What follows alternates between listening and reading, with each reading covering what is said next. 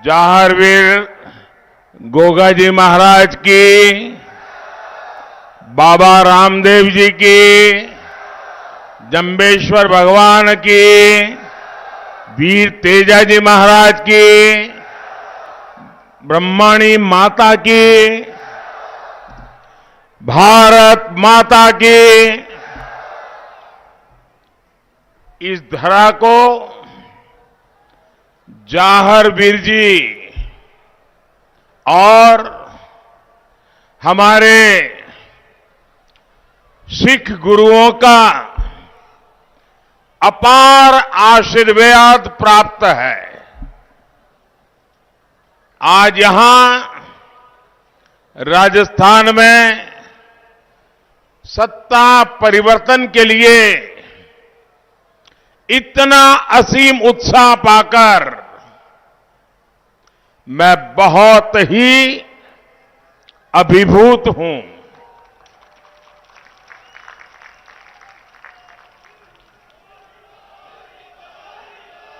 ये विराट जनमेदिनी, पूरा स्टेडियम भरा पड़ा है और कोई पंडाल भी नहीं लगाया। उसके बावजूद भी इतनी बड़ी तादाद में आप सबका आना, हमें आशीर्वाद देना,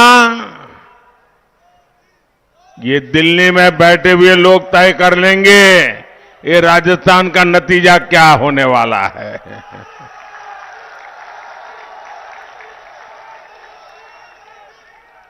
राजस्थान की यही पुकार आ रही है, आ रही है, आ रही है। मेरे परिवारजनों, हम गुरु परंपरा, संत परंपरा को मानने वाले लोग हैं। नाम जपो, कीरत करो और वंड छको, यह सीख हमारे गुरुओं ने हमें दी है। सबका साथ, सबका विकास, सबका विश्वास और सबका प्रयास, इस मंत्र में भी यही भावना है। जो ईमानदारी से काम करता है, मेहनत करता है, उसको सम्मान मिले, ये भी हमारा निरंतर प्रयास है। मैं आपको जरा पुरानी एक आध दो चीजों की तरफ ले जाना चाहता हूं। 2014 के पहले भी हमारे यहां पद्म पुरस्कार दिए जाते थे। कोई पद्म भूषण, कोई पद्मश्री, कोई पद्म विभूषण, लेकिन तब ये पद्म सम्मान उनको मिलते थे जिनकी सत्ता में बैठे हुए लोगों तक उनकी पहुंच थी। वही यानी यही तय था कि अगर उनको जानते हो तो मेल बैठ जाएगा। आज स्थिति इतनी बदली है 2014 के बाद। गरीब से गरीब, सही मायने में गांव में, देहात में, जंगलों में मानव जात के लिए, समाज के कल्याण के लिए समर्पित भाव से काम करता है, ऐसे लोगों को पद्म सम्मान मिलता है। और समाज के ऐसे लोगों का जब सम्मान बढ़ता है तो समाज की भी शक्ति अनेक गुना बढ़ जाती है। वैसे ही शहरों में रेहड़ी वाले, ठेले वाले, पटरी पर काम करने वाले,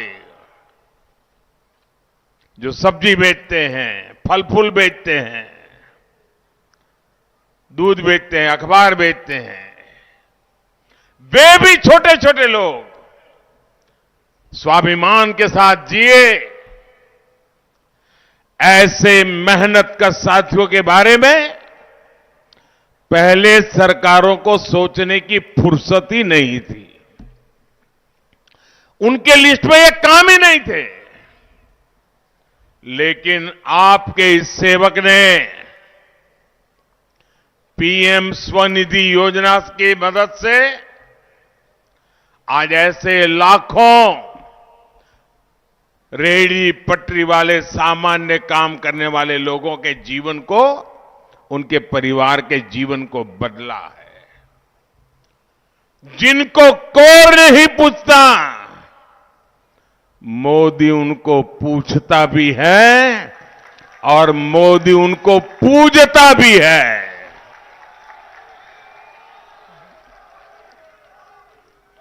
कोई कपड़े धोने का काम करता है, कोई जूते बनाने का काम करता है, कोई राजमिस्त्री है, कोई लोहार है, कुम्हार है, सोनार है, बढ़ई है, मूर्तियां बनाता है, पत्थरों में कलाकारी करता है। ऐसे अनेक जो मेहनत करके रोजी रोटी कमाते हैं, ऐसे लोगों को सरकारों ने अपने हाल पर छोड़ दिया था। वो जाने, उनका काम जाने। ये आपका सेवक है जो ऐसे साथियों का जीवन बदलने के लिए पीएम विश्वकर्मा योजना लेकर आया है।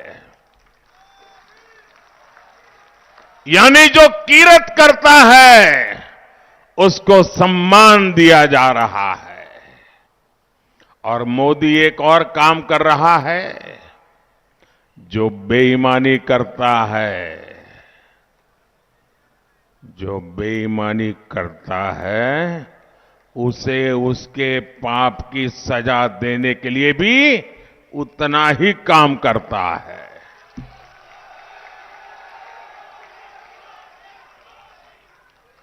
आप मुझे बताइए, बेईमानों से मुक्ति मिलनी चाहिए कि नहीं मिलनी चाहिए? ये बेईमानी करने वालों को सजा मिलनी चाहिए कि नहीं मिलनी चाहिए? चुनाव में सबसे पहले उनको पराजित कर करके सजा देंगे कि नहीं देंगे?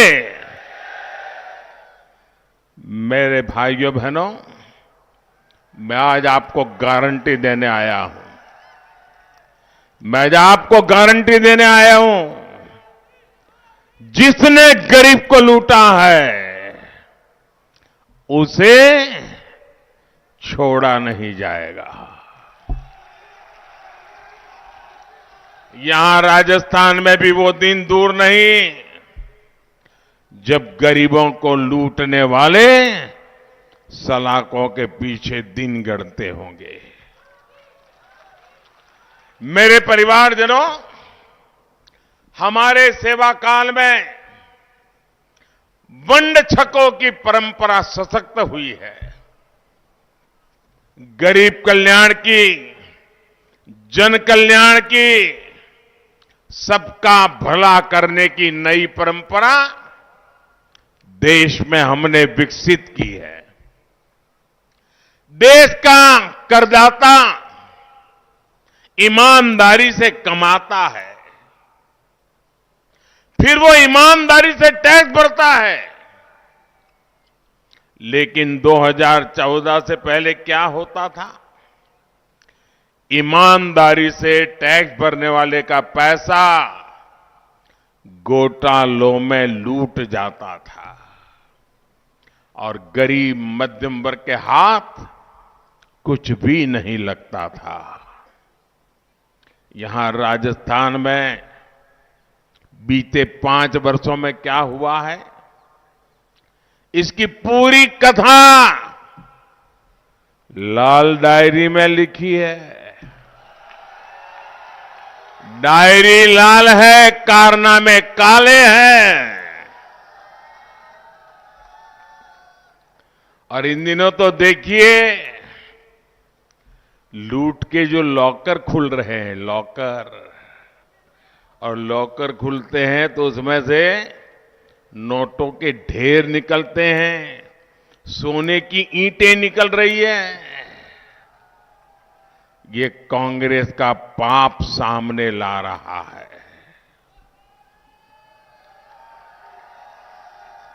साथियों, बीते 9 वर्षों में टैक्स देने वालों की संख्या बढ़ी है।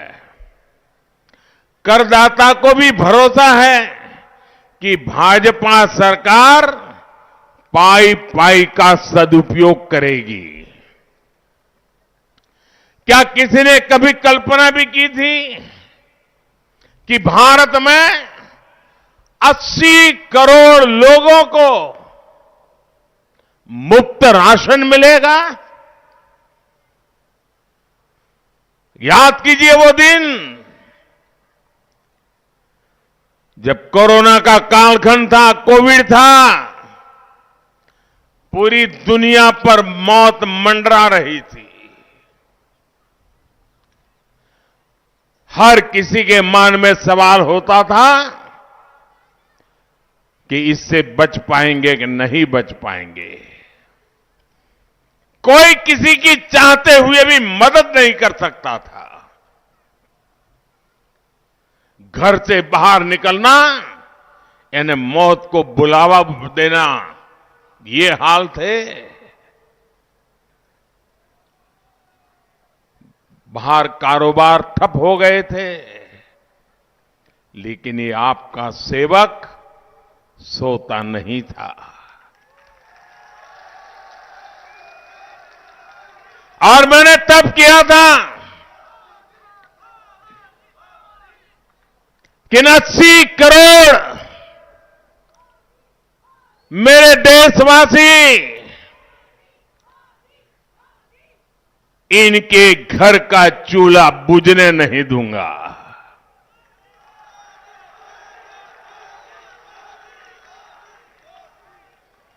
गरीब को भूखा सोने नहीं दूंगा। मां की आंख में आंसू आने नहीं दूंगा।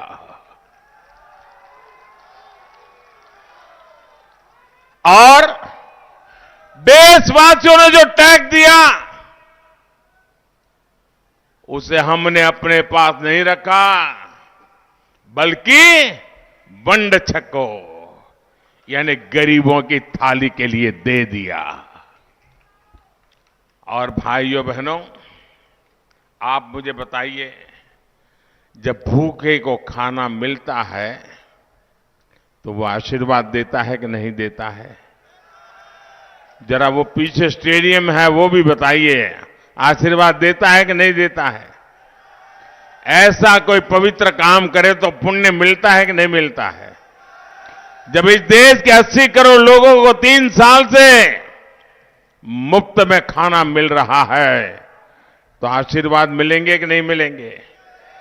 पुण्य मिलेगा कि नहीं मिलेगा? ये पुण्य किसके खाते में जाएगा? जरा जोर से बताइए, पुण्य किसके खाते में जाएगा? पुण्य किसके खाते में जाएगा? पुण्य किसके खाते में जाएगा? पीछे वाले बताएं, पुण्य किसके खाते में जाएगा? आप सबका जवाब गलत है।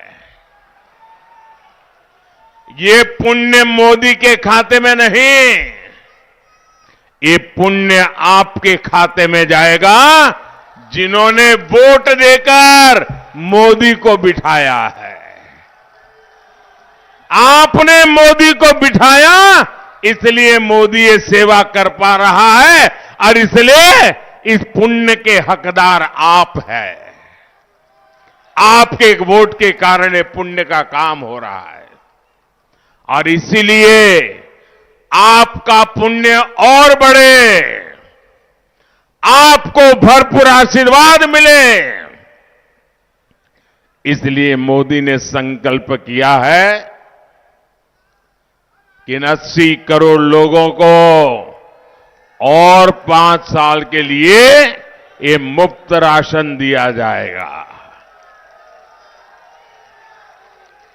हमने टैक्स के पैसों से गरीबों को पक्के घर बना करके दिए। और अभी मुझे हेलीपैड पर कुछ साथियों से बात करने का मौका मिला। वो कह रहे थे ये पक्के घर जिनके हक बनता था उनको हक दिलाने की रजिस्ट्री भी यहां की सरकार ने बंद करवा दी थी, क्योंकि लोग पक्का मकान मिलता था तो मोदी मोदी करते थे, तो इनकी सरकार की नींद उड़ जाती थी, तो उन्हें पक्के घर बनाना ही बंद कर दिया। बोले हमने मुफ्त पक्के घर दिए, मुफ्त शौचालय दिया, मुफ्त गैस कनेक्शन दिया, मुफ्त बिजली कनेक्शन दिया। गुरुओं के संस्कारों ने ही मुझे गरीब की सेवा का यह सामर्थ्य दिया है। मेरे परिवारजनों, एक तरफ आपके इस सेवक का सेवा भाव है और दूसरी तरफ राजस्थान में कांग्रेस सरकार का लूट